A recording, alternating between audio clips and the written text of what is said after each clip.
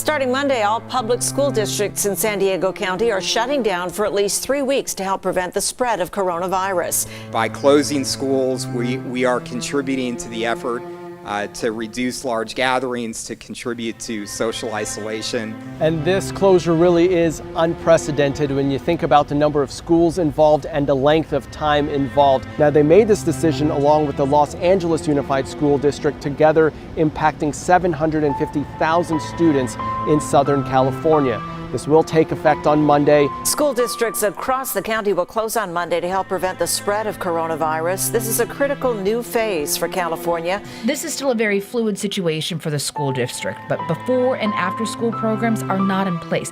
They want to distance any type of social gatherings. I feel like it cannot just be online learning because all of our families do not have access to computers or internet access. So I think in order for it to be equitable for all of our students across the district, we can't rely on online learning.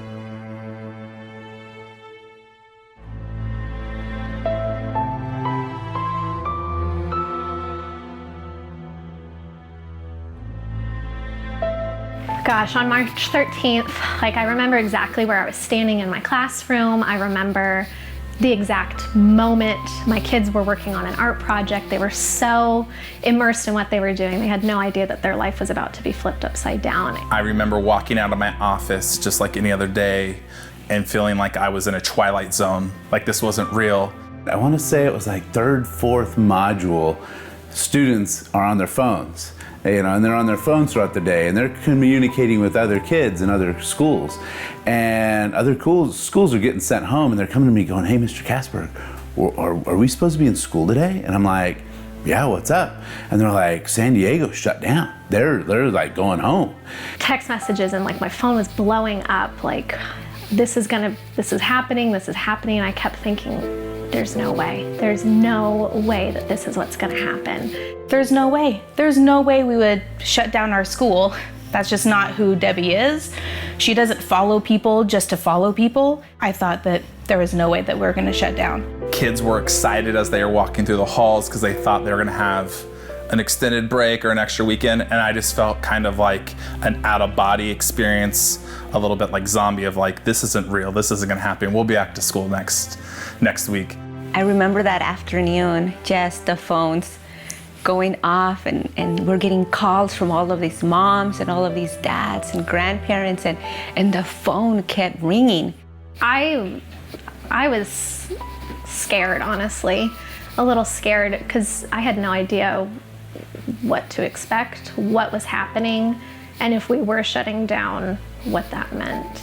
I knew that I needed to stay calm. I didn't have all the answers. The answers weren't given to me, but I knew that we were gonna take care of our families. I knew that somehow we were still gonna love on them and that we were gonna work it out. What I didn't wanna do is give them dates. We're coming back. This is exactly what's gonna happen.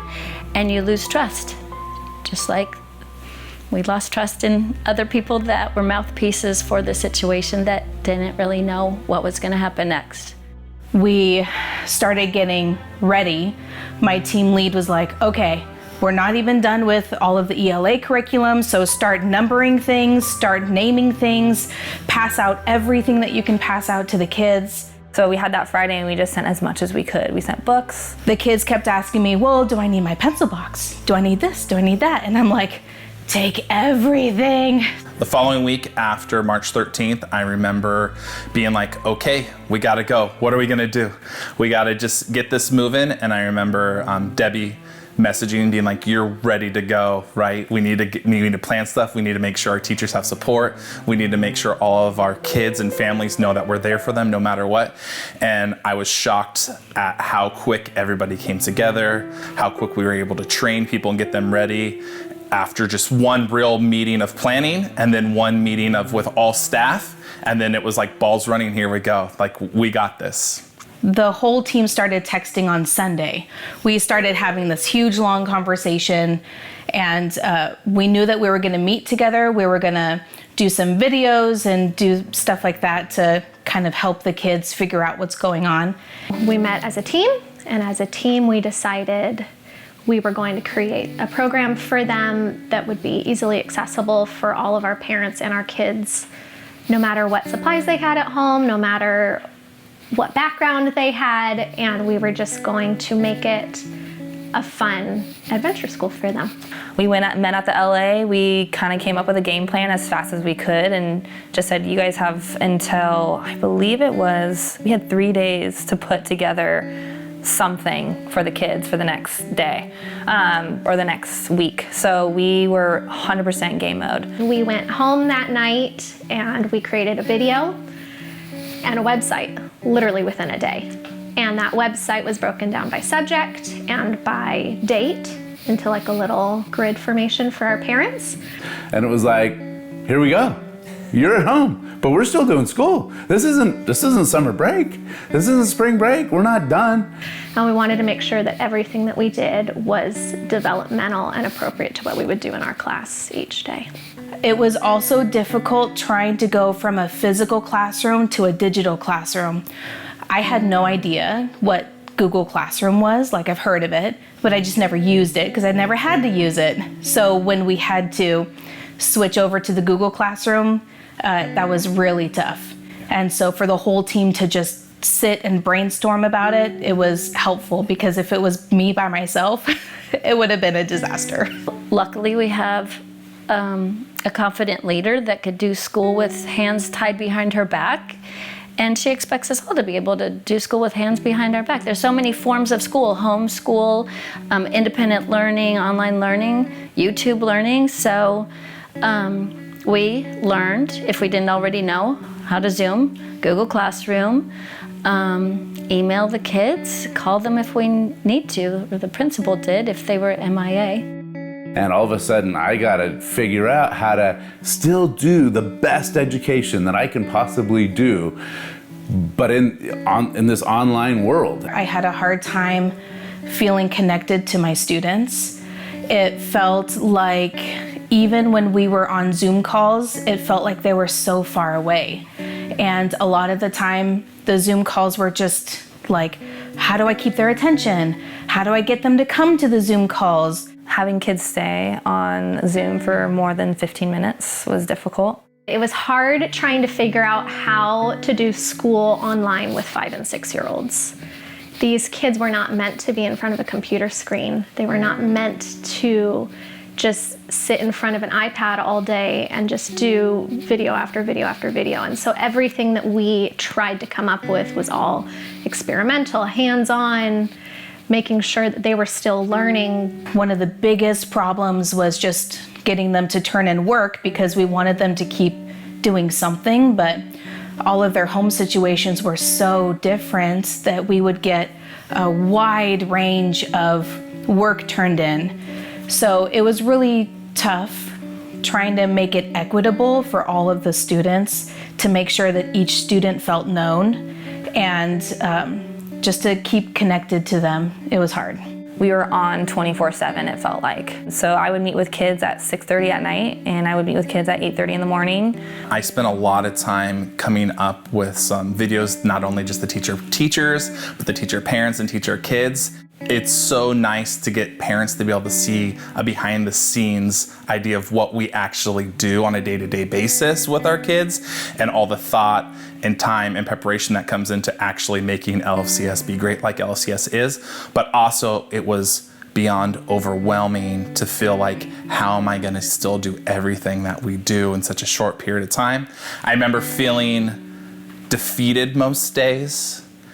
I remember feeling like time was standing still, but yet I didn't have enough time to get everything done that I wanted or needed to do. And I felt as if there needed to be more that I could do, but I just didn't know what that was. We decided that we were still going to provide the families lunches and dinners, and we were also going to provide our families laptops, because a lot of our families didn't have a laptop, or they would share one laptop with all of their family members. And as siblings are trying to go on Zoom, this resulted into some situations, or some of our families didn't have internet access, and we were able to provide them with resources, and we were just trying to meet those families where they were at.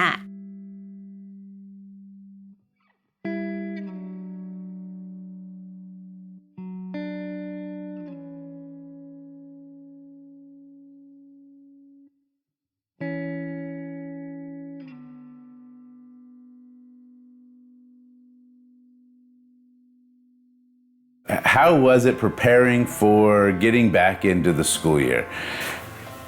It was this big who knows. Yeah, we think we're gonna open.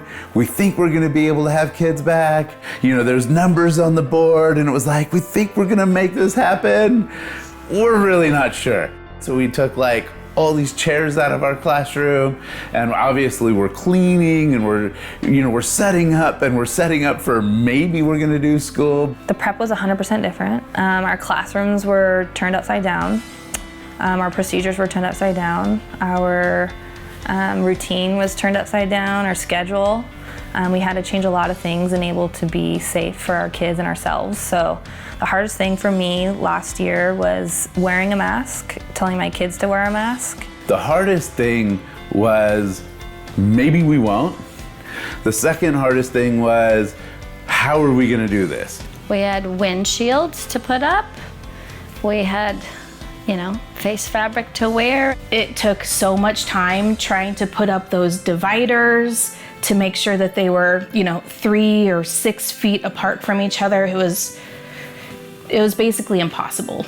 But we did it, but it was really hard. And knowing all of the things that we normally do, like especially the first week of school, is about building culture and working in teams and getting to know each other. And it was so hard doing this and having to figure out who these kids were without even really knowing what their faces looked like. There was things that we've never faced, and there was all these rules that we had to follow, and all of these things that we needed to have in place. And it seemed like every day that we did something else changed.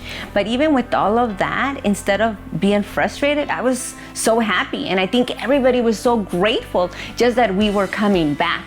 Because to think that you can't do what you love to do, that you can't do your passion. And there's so much that I do in person. Like there's so many things that cannot be calculated in a test or on Zoom. So just for me to have that opportunity to once again do the thing that I love, I was like, okay, let's do it. Today you want to do this? Awesome. The next 3 hours we're changing and we're doing something different? Okay, sign me up. I need to wear a mask? Okay, let's do it. I wanted to do whatever needed to be done so that I could see my students back. We were so determined to not stop what we did before just because of our circumstances. And instead we were going to find a new way to do it and make sure that it happened. And that determination really carried us through this entire year, and we were able to keep the traditions alive. We were able to do a pumpkin patch. We were able to do a feast. We were able to do an egg hunt. We did a kindergarten program.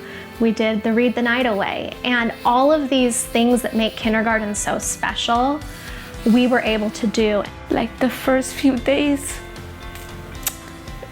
just the gratitude that some of my students felt and how they came to me and they said, thank you for being open. And I didn't choose to close down our school, but so many students came and said, thank you. I'm so happy to be here and to see how school is their happy place. I think that was the best thing for me last year.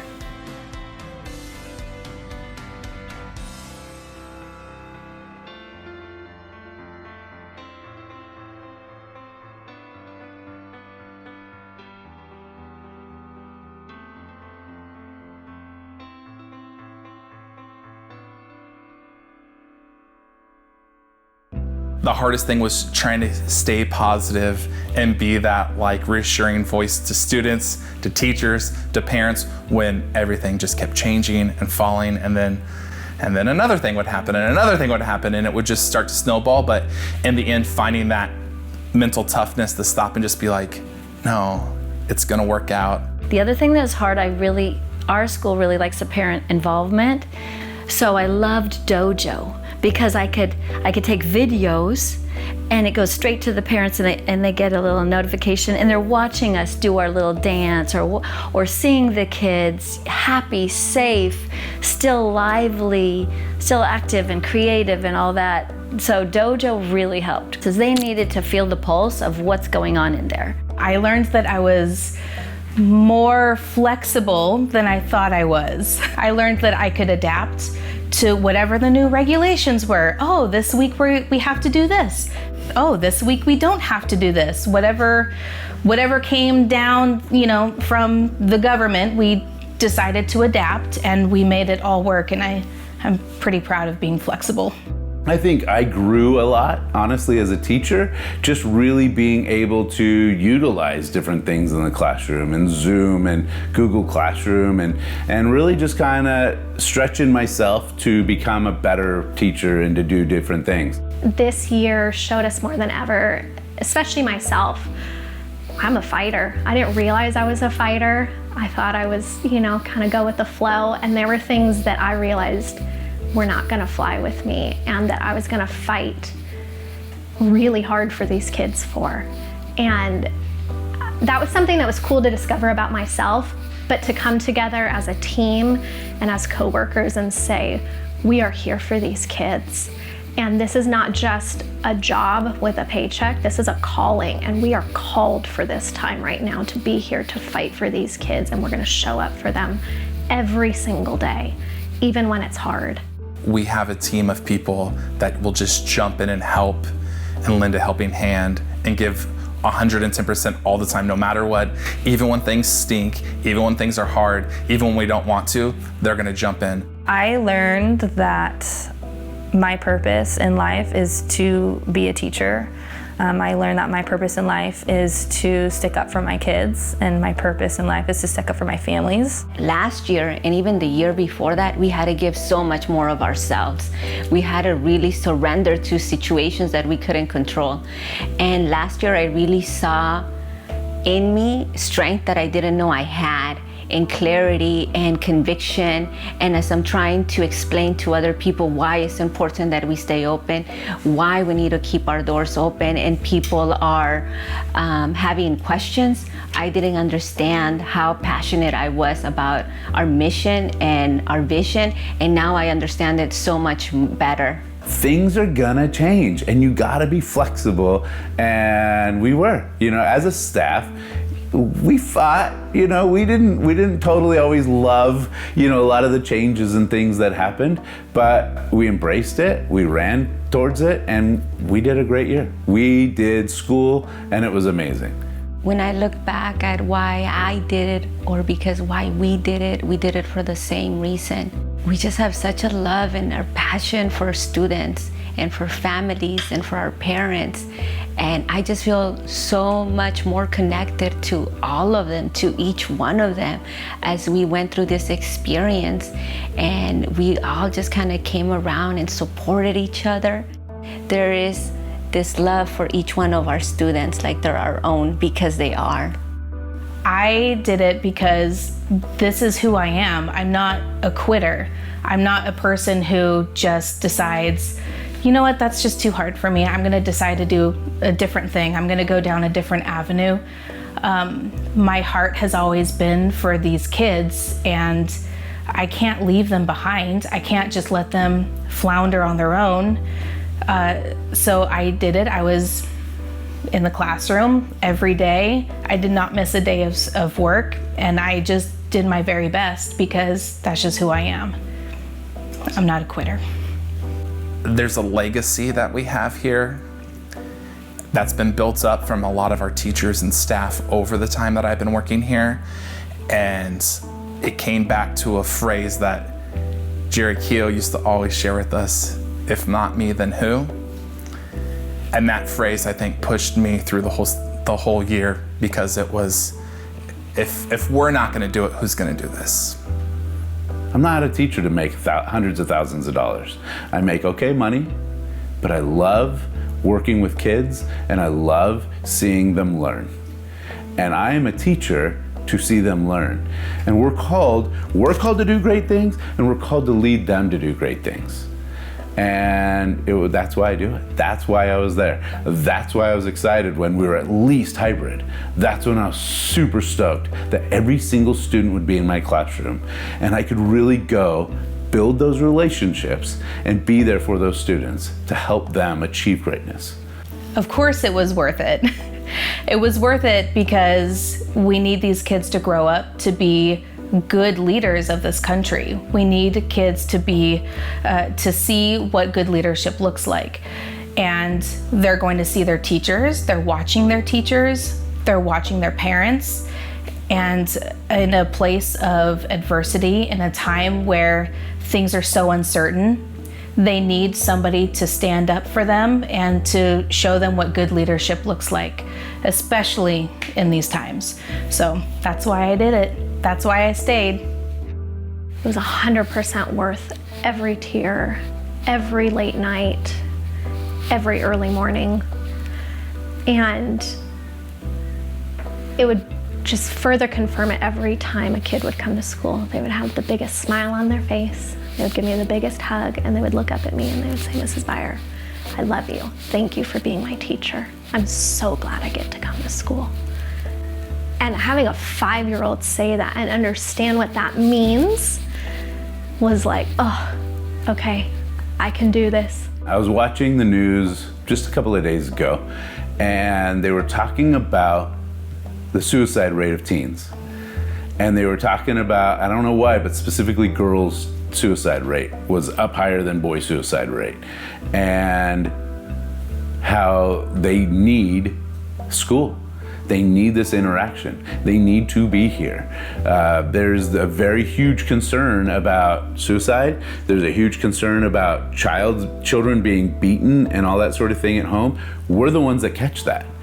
We're the ones that catch that. Above and beyond this obvious education that these students absolutely need, there's all of these other things that schools fulfill. You know, we tried to make sure food went home, and we tried to make sure all these things happened. But above and beyond that, like, we need to be in school. Education, #1 importance. But suicides and teens getting beaten, or just children being beaten, all of these things I think are a huge, huge part of us needing to be in school and do this.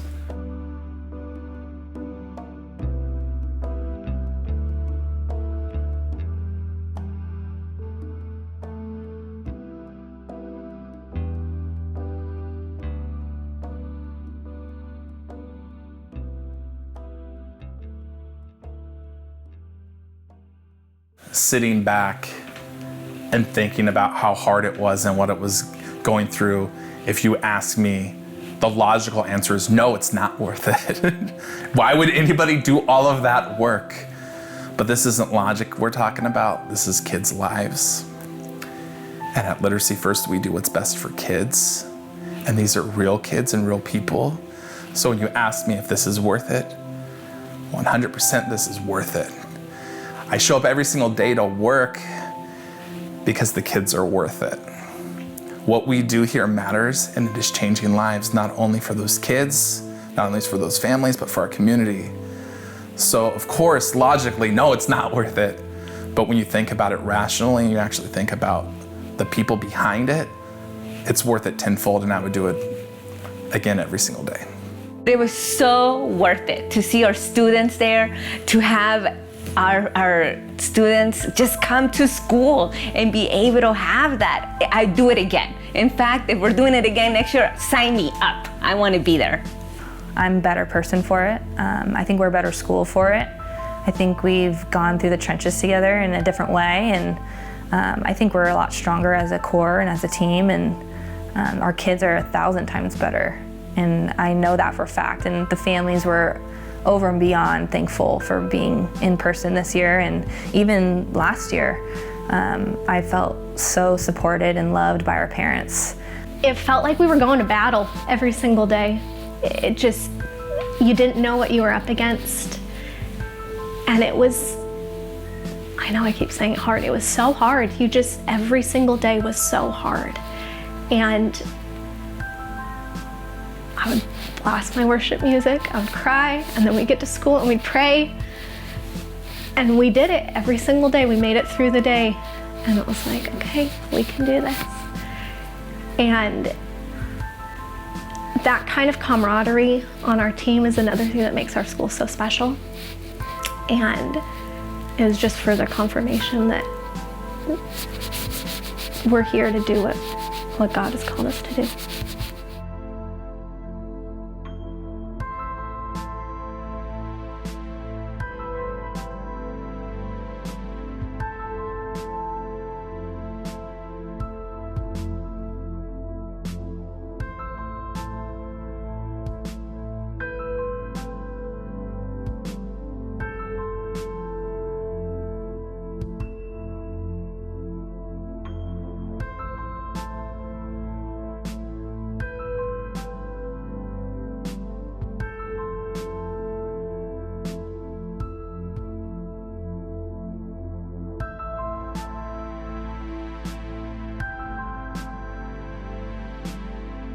something that happened during COVID and even after COVID, and I don't know how many people realize this or how many people understand it, is how much Mrs. Bayer fought for all of us, how much she worked so hard for all of us, and how I seen her come into the office like at early times of the day, and how late she stays, and how much she put so much work for all of us.